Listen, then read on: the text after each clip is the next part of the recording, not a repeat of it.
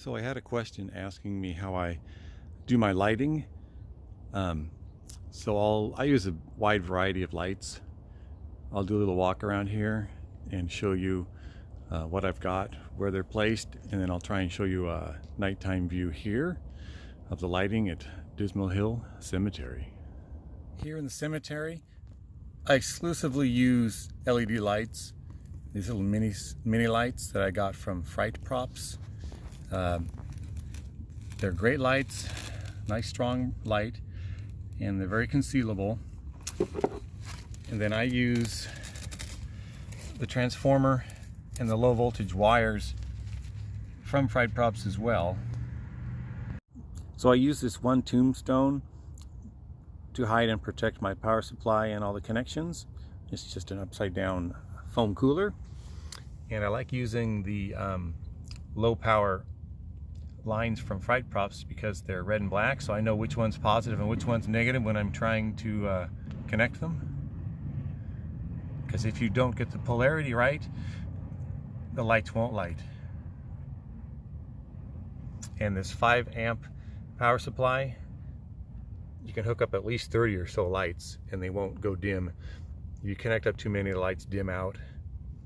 I mostly use the white LEDs here in the cemetery, but there are a few blue ones scattered about. And what's nice about these Fright Prop ones is they have a little collar on them that you can tell which color they are before you plug them in. There's a little blue one there, and there's a white one there.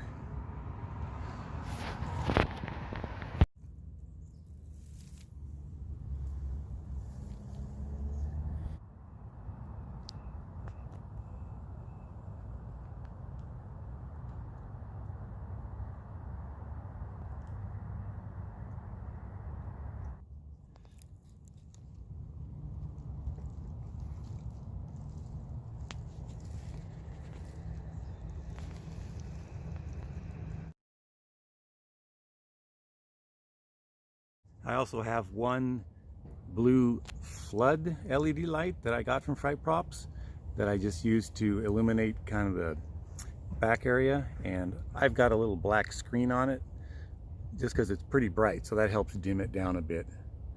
I also use LEDs in these real wax candles. I got them pre-wired from Lighthouse LEDs, and you just connect them up to the regular power supply.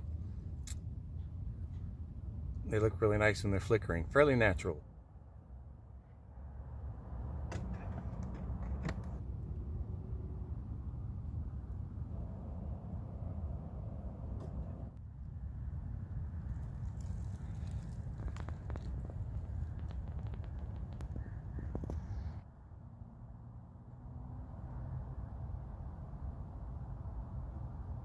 I've also used the same flickering LEDs inside these hanging pumpkins in this tree. These are just little mini ones. You can see they're not that big, but they have a nice glow and they look great at night. So off to the one corner of the cemetery, I have another CFL blacklight that's concealed, and it hits these tombstones separately from the rest of the cemetery. This is the only fire and ice light that I use. The city keeps putting in these super bright LED street lights, so I have to use this to help supplement light to the front of the house and add a little bit motion. Most of my creepy lighting effect used to come from this setup, which is just a fan blade with a red gel over a really bright LED spotlight. It used to give a really neat kind of passing shadow effect on the front of the house, but like I said, it's just gotten too bright from all the LED street lights. Still does a little bit of its effect, but having to add that fire and ice light to the front helps fill in. Okay, I think I mistakenly called this a spotlight.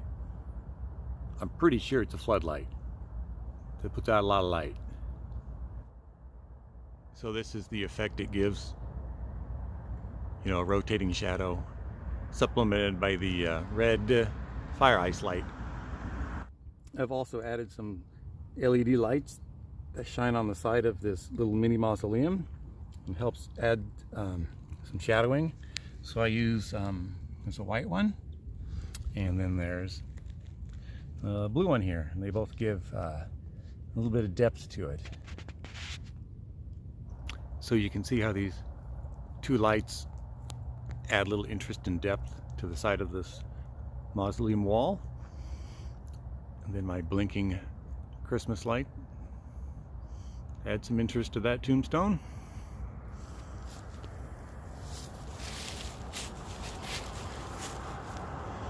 And of course, our scary scarecrow pal.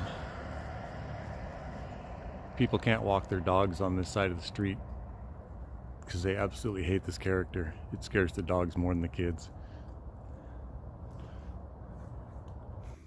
Up here on the gutters, I use a long LED tape, long LED strip, and it added back lights and front lights, this cresting that I have attached here. And it's also enough that it shines up to the top of the roof and hits what's up on the peak up here, so I can see that at night.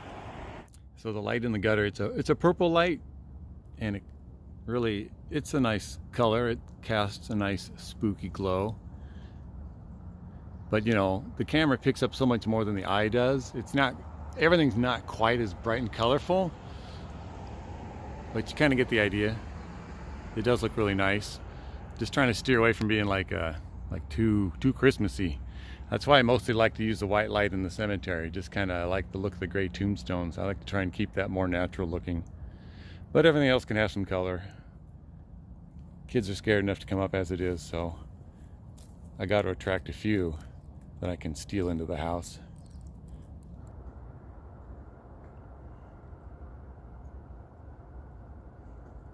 Up here on the porch, I have these fluorescent black lights.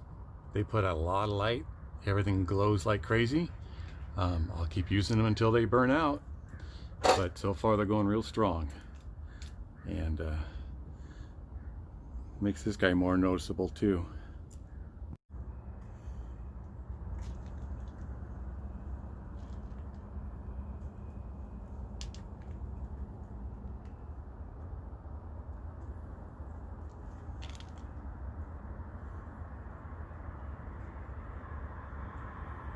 This prop has water that's got a dye in it that glows under a black light. So that's just positioned up here above, and it's just one of those CFL style ones. Works really well though. And last but not least, still using some of the old Christmas strings, red bulbs of course. Gives a nice Halloween color. That's also what lights up the head of the scarecrow, and behind the skeleton head of this tombstone. Inside my lamp post, just a regular light, but there's a fluorescent FS2 starter wired in there, and that gives it that flickering effect. Pretty creepy.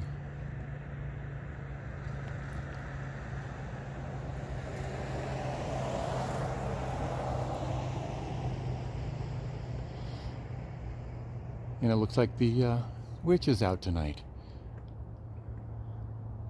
enjoying her ride around the full moon.